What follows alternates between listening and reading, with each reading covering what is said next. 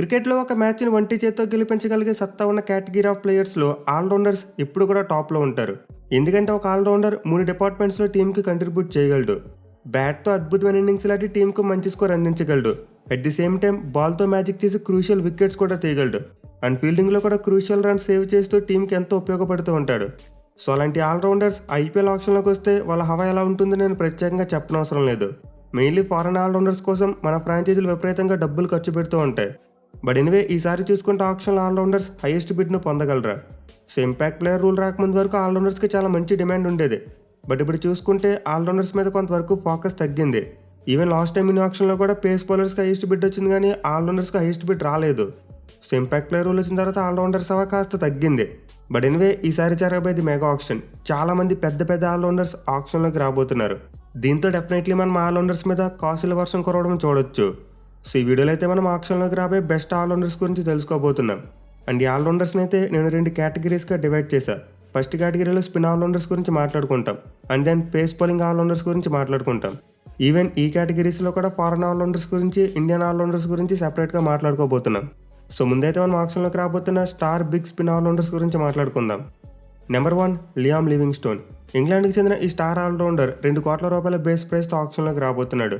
And ఆప్షన్లో అతని position చూసుకుంటే మార్క్యూ ప్లేయర్గా సెట్ 2లో ఉన్నాడు. విచ్ మీన్స్ లివింగ్స్టన్ చాలా ఎర్లీగా ఆప్షన్ టేబుల్ మీదకి వస్తాడు. సో దీంతో అతనైతే హెవీ ప్రైస్కి వెళ్ళే అవకాశాలు కనిపిస్తున్నాయి. మెయిన్ ఐపీఎల్ అతను బ్యాటింగ్ స్ట్రైక్ రేట్ 160 కంటే ఎక్కువగా ఉంది. అలాగే యావరేజ్ చూసుకుని అరౌండ్ 30 ఉంది. ఈవెన్ బౌలింగ్లో కూడా అతను చాలా మంచిగా కంట్రిబ్యూట్ చేయగలడు. ఎస్పెషల్లీ తనలో ఉన్న స్పెషల్ క్వాలిటీ ఏంటంటే both leg spin and of spin 2 వేస్తాడు. సో ఖచ్చితంగా లివింగ్స్టన్ లాంటి ఒక పవర్ హిట్టర్ కోసం అయితే చాలా టీమ్స్ పోటీ పడతాయి. Number 2 Glenn Maxwell. ఆస్ట్రేలియాకు చెందిన ఈ ఆల్రౌండర్ రీసెంట్గా ఐపీఎల్లో సరిగ్గా పెర్ఫామ్ చేయలేదు. ఏడాది చూసుకుంటే ఆర్సీబీ టీం తరపున అంత మంచిగా పెర్ఫామ్ చేయలేదు. But still Maxwell is Maxwell. అతను ఒక మ్యాడ్ ప్లేయర్. తను కనుక గట్టిగా నిలబెడితే ఒంటి చేత ఓడిపోయే మ్యాచ్లను సైతం గెలిపించగలడు.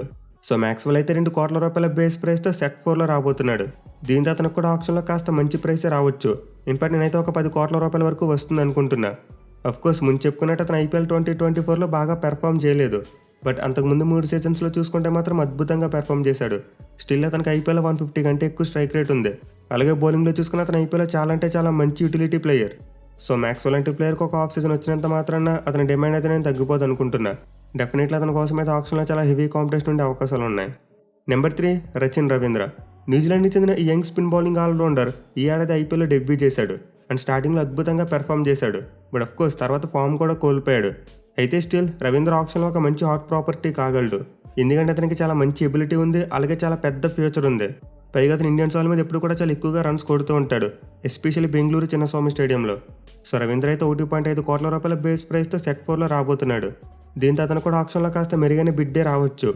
మెయిన్లీ సిఎస్కే మరి ఆర్సీబీ లాంటి జట్లు అతని కోసం పోటీ పడే అవకాశాలు కనిపిస్తున్నాయి. సో పెద్దగా హెవీ పాపులారిటీ లేకపోయినప్పటికీ రవీంద్ర ఖచ్చితంగా ఆప్షన్లో మంచి ప్రైస్కి వెళ్ళే అవకాశాలు ఉంటాయి. Number 4 Glenn Phillips. న్యూజిలాండ్కి చెందిన ఈ స్పిన్ బౌలింగ్ ఆల్రౌండర్ గురించి ఎంత చెప్పుకున్నా తక్కువే. మెయిన్ అతను ఒక మోస్ట్ అండర్ రేటెడ్ ప్లేయర్ అని చెప్పుకోవచ్చు. ఎందుకంటే ఐపీఎల్ అతనికి ఎప్పుడు కూడా తన టాలెంట్కు తగ్గ అవకాశాలు దక్కలేదు. చాలా వరకు టీమ్స్ అతను ఒక బ్యాకప్ ప్లేయర్గానే ఉంచేశారు. But Glenn Phillips more than of that. In fact అతను ఒక 4 డైమెన్షనల్ ప్లేయర్. బ్యాటింగ్ చేస్తాడు, బౌలింగ్ చేస్తాడు, ఫీల్డింగ్ అయితే superman, and also wicket keeping కూడా చేయగలడు. సో అలాంటి మల్టీ డైమెన్షనల్ ప్లేయర్ని దక్కించుకోవడం కోసం చాలా టీమ్స్ అయితే ఆరాటపడతాయి. అయితే ఫిలిప్స్ చూసుకుంటే మాత్రం ఆప్షన్లో తన పేరును ₹2 కోట్ల బేస్ ప్రైస్తో బ్యాట్స్మెన్గా మాత్రమే రిజిస్టర్ చేసుకున్నాడు. ఆల్రౌండర్ సెట్లో కాకుండా బ్యాట్స్మెన్ సెట్లో తన పేరును పెట్టుకున్నాడు. దీనివల్ల అతను సెట్ 13లో రాబోతున్నాడు. అఫ్కోర్స్ ఆల్రౌండర్గా తన పేరు పెట్టుకుని ఉంటే సెట్ 14లో వచ్చేవాడు మేబీ. బట్ ఎనివే ఈసారైనా ఫిలిప్స్ టాలెంట్కి తగ్గ ప్రైస్ అయితే రావాలని కోరుకుందాం.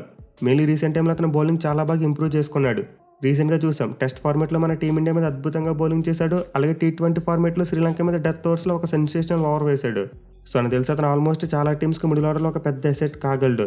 చూడాలి మరి ఈ అండర్ రేటెడ్ ప్లేయర్ను ఏ టీం దక్కించుకుంటుంది అనేది. Number 5 Will Jacks. ఇంగ్లాండ్కి చెందిన ఈ స్టార్ స్పిన్ ఆల్రౌండర్ ఎలా పెర్ఫామ్ చేస్తాడో మనం ఆల్రెడీ చూసాం. మెయిన్లీ ఏడాది జీటీటీ మీద ఒక మైండ్ బ్లోయింగ్ సెంచరీ కొట్టాడు. సో విల్ జాక్స్ అయితే ఆల్రెడీ ఒక హార్ట్ హిట్టర్గా పేరు సంపాదించాడు. బట్ అతను ఆప్షన్లోకి ₹2 కోట్ల బేస్ ప్రైస్తో వస్తున్నప్పటికీ అతని పేరు సెట్ 24లో ఉంది. అంటే ఆల్మోస్ట్ సగం ఆప్షన్ అయిపోయిన తర్వాత టేబుల్ మీదకి అతని పేరు వస్తుంది. సో ఇదైతే అతనికి ఖచ్చితంగా ప్రైస్ విషయంలో కాస్త ఇబ్బంది కలిగించవచ్చు. బట్ తనకున్న క్యాపబిలిటీకి కొన్ని టీమ్స్ డబ్బులు దాచుకుని మరి అతను కొనుక్కునే అవకాశాలు ఉంటాయి. మెయిల్ ఆర్సీబీ టీం ఒక ₹8 నుంచి ₹10 కోట్ల వరకు దాచుకుని అతని కోసం ఆర్టీఎం కార్డు యూజ్ చేసిన మనం ఆశ్చర్యపోనవసరం లేదు. Number 6 Mitchell Santner. న్యూజిలాండ్కి చెందిన మరో అండర్ రేటెడ్ వజ్రం అని చెప్పుకోవచ్చు. ఇన్ఫ్యాక్ట్ ఐపీఎల్ హిస్టరీలోనే one of the most under rated players అని చెప్పుకోవాలి. సో శాంట్నర్కి అయితే స్కిల్ ఉంది, ఎబిలిటీ ఉంది, అలాగే టాలెంట్ కూడా ఉంది. బట్ అతనికి ఆపర్చునిటీస్ చూసుకుంటే మాత్రం ఇప్పుడు కూడా సరిగ్గా దక్కలేదు. కానీ అతను మాత్రం అవకాశం దొరికిన ప్రతిసారి కూడా చాలా బాగా రాణించాడు. సో ఈసారి అయితే ఫ్రాంచైజీస్ ఈ ప్లేయర్ని తక్కువ అంచనా వేయడం మానేస్తే బెటర్ అని నా ఫీలింగ్. ఈవెన్ అతను ఆప్షన్లోకి $2 కోట్ల బేస్ ప్రైస్తో సెట్ 34లో రాబోతున్నాడు. బట్ స్టిల్ అతనుకున్న క్వాలిటీకి మరి ఎబిలిటీకి అయితే ఫ్రాంచైజీస్ ఖచ్చితంగా అతని మీద ఒక కన్నేసి ఉంచాలి. లేట్గా వస్తున్నాడని చెప్పి అతను ఇగ్నోర్ చేసే కంటే తక్కువ ప్రైస్తో స్టీల్ చేసుకుని టీంలో పెట్టుకుంటే ది బెస్ట్ అవుట్పుట్ ఇచ్చే అవకాశాలు ఉంటాయి. సో ఖచ్చితంగా శాంట్నర్కి అయితే హెవీ ప్రైస్ రాకపోవచ్చు, ఎందుకంటే అతను వచ్చేసరికి ఆప్షన్ సగం కంటే ఎక్కువైపోతుంది. ఇన్ఫాక్ట్ అతను ఆప్షన్ టేబుల్ మీద డే 2లో వచ్చినా సరే మనం ఆశ్చర్యపోనవసరం లేదు. సో చూడాలి మరి అండర్ రేటెడ్ జమ్ను ఏ టీం దక్కించుకుంటుంది అనేది. ఇక వీళ్ళతో పాటు మరికొంతమంది నోటబుల్ ఫారెన్ స్పిన్ ఆల్రౌండర్స్ ఉన్నారు. లైక్ మొయిన్ అలీ, మహమ్మద్ నబీ, సికిందర్ రజా, మైకేల్ బ్రేస్వెల్ మరియు షకీబుల్ హసన్. వీళ్ళని కూడా ఆప్షన్లో కొన్ని ఫ్రాంచైజీలు టార్గెట్ చేసి కొనుక్కోవచ్చు. బట్ ఇప్పుడు మనం చెప్పుకున్న 6 ఆల్రౌండర్స్తో కంపేర్ చేసుకుంటే వీళ్ళకి మరీ అంత పెద్ద ప్రైస్ రాదు. సో ఓవరాల్గా ఆప్షన్లో కనిపిస్తున్న బెస్ట్ స్పిన్ ఫారెన్ ఆల్రౌండర్స్ అయితే వీళ్ళు. ఇక ఇండియన్ స్పిన్ ఆల్రౌండర్స్ విషయానికి వస్తే కౌంట్ మరీ అంత ఎక్కువగా లేదు. నాకైతే కేవలం ఒక 5 ప్లేయర్స్ మాత్రమే మంచి ప్రైస్కి వెళ్తారనిపిస్తుంది. సో వాళ్ళలో ఫస్ట్ వన్ చూసుకుంటే ఆబ్వియస్లీ రవిచంద్రన్ అశ్విన్. అతనైతే $2 కోట్ల బేస్ ప్రైస్తో సెట్ 4లో రాబోతున్నాడు. దీంతో అశ్విన్ కోసం టీంలో కాస్త ఎక్కువ మనీని స్పెండ్ చేసే అవకాశాలు కనిపిస్తున్నాయి. మెయిన్లీ చెన్నై సూపర్ కింగ్స్ మరియు లక్నో సూపర్ జైంట్స్ లాంటి టీంలు అతని కోసం గట్టిగా టార్గెట్ పెట్టుకోవచ్చు. సో అతను కూడా రిటైర్మెంట్ ఏజ్కి దగ్గరలో ఉన్నప్పటికీ అతనికి ఇండియన్ ప్లేయర్ కావడం ప్లస్ పాయింట్. ఎందుకంటే ఇండియన్ స్పిన్నర్స్ లేట్ ఏజ్లో కూడా మన వికెట్స్ మీద బాగా రాణించగలరు. దీంతో అశ్విన్కి ఆప్షన్లో మంచి డిమాండ్ ఏర్పడే అవకాశాలు ఉన్నాయి. ఇక రెండో స్పిన్ ఆల్రౌండర్ చూసుకుంటే కృణాల్ పాండ్యా. సో ఇతను కూడా ఆప్షన్లోకి $2 కోట్ల బేస్ ప్రైస్తో వస్తున్నాడు. బట్ అశ్విన్తో కంపేర్ చేసుకుంటే తన రాబోయే సెట్ నెంబర్ 14, విచ్ మీన్స్ కాస్త లేట్గా ఆప్షన్లోకి వస్తాడు. అయితే కృణాల్ పాండ్యాకున్న అడ్వాంటేజ్ ఏంటంటే ఆప్షన్లో ఎక్కువ మంది క్యాప్డ్ లెఫ్ట్ ఆర్మ్ స్పిన్నర్స్ లేరు. సో ఆల్రెడీ జడేజా మరి అక్షర్ పటేల్ లాంటి పెద్ద లెఫ్ట్ ఆర్మ్ స్పిన్ ఆల్రౌండర్స్ని టీమ్స్ రిటైన్ చేసేసుకున్నాయి. దీంతో ఎక్స్పీరియన్స్ ఉన్న లెఫ్ట్ ఆర్మ్ స్పిన్ ఆల్రౌండర్ కావాలనుకున్న టీమ్స్ ఖచ్చితంగా కృణాల్ పాండ్యాని టార్గెట్ చేస్తారు. అండ్ ఈ క్రమంలో అతనికి ఆప్షన్లో మంచి ప్రైస్ రావచ్చు. ఇక థర్డ్ వన్ చూసుకుంటే వాషింగ్టన్ సుందర్. సో ఆప్షన్లో నాకు తెలిసి ఎక్కువ అమౌంట్ కొల్లగట్టగలిగే స్పిన్ ఆల్రౌండర్స్లో సుందర్ నెంబర్ 1లో ఉంటాడేమో అనుకుంటున్నా. ఎందుకంటే రీసెంట్గా అతని ఫామ్ చాలా అద్భుతంగా ఉంది. అండ్ ఐపీఎల్లో చూసుకుని ఏడాది ఆడకపోయినా అంతకుముందు తాను ప్రూవ్ చేసుకున్నాడు. So right arm of spinners విషయంలో డొమెస్టిక్ ప్లేయర్స్ పెద్దగా ఎక్కువగా కనిపించట్లేదు. దీంతో ఆప్షన్లో సుందర్కి అయితే మంచి డిమాండ్ ఏర్పడవచ్చు. ఈవెన్ అతను కూడా $2 కోట్ల బేస్ ప్రైస్తో సెట్ 14లోనే వస్తున్నాడు.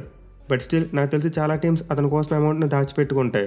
మెయిన్లీ సిఎస్కే, ఆర్సీబీ, ఆర్ఆర్ మరియు పీబీకేస్ ఇలాంటి జట్లు అతని కోసం చాలా పెద్ద బిడ్ వేసే అవకాశాలు కనిపిస్తున్నాయి. ఇక ఫోర్త్ వన్ చూసుకుంటే నితీష్ రాణా. ఇతనైతే out and out spin allrounder కాదు, బట్ స్టిల్ చాలా మంచి క్వాలిటీ స్పిన్ వేయగలడు. సో నితీష్ రాణా అయితే ఆప్షన్లో తన పేరును ఆల్రౌండర్గా నమోదు చేయించుకున్నాడు. అది కూడా $1.5 కోట్ల బేస్ ప్రైస్తో. అండ్ అతని పేరు కూడా సెట్ 14లోనే ఉంది. బట్ ఎనిమిది అతను ఆప్షన్లో ఆల్రౌండర్ కంటే ఎక్కువగా ఒక బ్యాట్స్మెన్గానే కన్సిడర్ చేసుకుంటారు. అది కూడా మెయిన్లో నెంబర్ 3 మరియు నెంబర్ 4 స్పాట్లు ఆడించడం కోసం అతను పిక్ చేసేందుకు ఎక్కువ అవకాశాలు ఉంటాయి. సో ఆబ్వియస్లీ నితీష్ రాణా యొక్క బ్యాటింగ్ ఎబిలిటీకి ఖచ్చితంగా ఆప్షన్లో చాలా మంచి ప్రైస్ వస్తుంది. బట్ ఆల్రౌండర్గా తన ట్యాగ్కి ఎంతవరకు న్యాయం చేయగలనేదే ఒక క్వశ్చన్ మార్క్. ఇక ఇండియన్ స్పిన్ ఆల్రౌండర్స్లో చూసుకుంటే last one Shahbaz Ahmed. So ఇతను కూడా ఆప్షన్లో చాలా వరకు మంచి ప్రైస్ వచ్చే అవకాశాలు కనిపిస్తున్నాయి. మెయిన్లో అతను ప్రీవియస్గా రన్నర్అప్గా నుంచి ఎస్ఆర్హెచ్ టీంలో ఒక పార్ట్ అయి ఉన్నాడు. అలాగే టీం తరపున కొంతవరకు బాగానే పెర్ఫామ్ చేశాడు.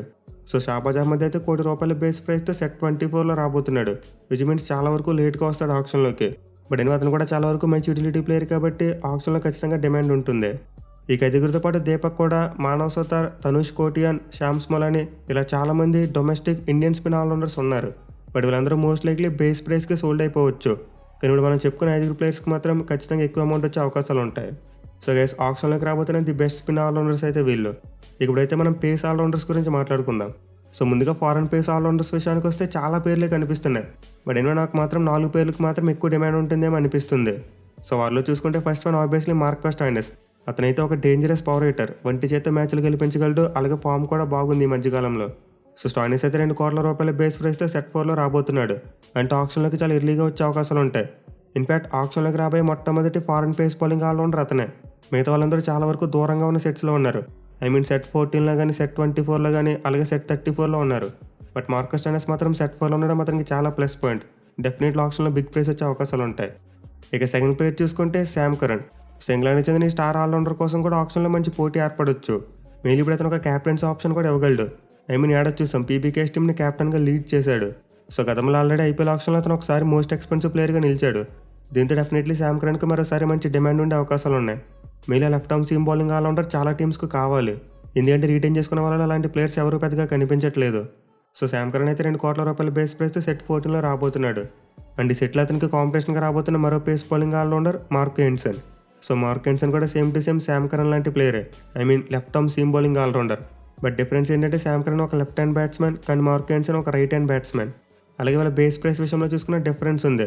మార్క్ యాన్సన్ 1.25 కోట్ల రూపాయల బేస్ ప్రైస్ని సెట్ చేసుకున్నాడు. సో మన టీమిండియాతో సిరీస్ ముందు వరకు మార్క్ యాన్సన్ మీద పెద్దగా అంచనాలు లేవు. బట్ మన టీమిండియా మీద అతని పెర్ఫార్మెన్స్ చూసిన తర్వాత ఖచ్చితంగా అతనికి డిమాండ్ అయితే పెరగబోతుంది. ఎస్పెషల్లీ మధ్యకాలంలో అతని బ్యాటింగ్ చాలా ఇంప్రూవ్ అయింది. అలాగే బౌలింగ్లో చూసుకున్న ప్రీవియస్గా పవర్ ప్లేలోనే బాగా బౌలింగ్ చేసేవాడు. బట్ ఇప్పుడు మాత్రం డెత్ ఓవర్స్లో కూడా అద్భుతంగా బౌలింగ్ చేస్తున్నాడు.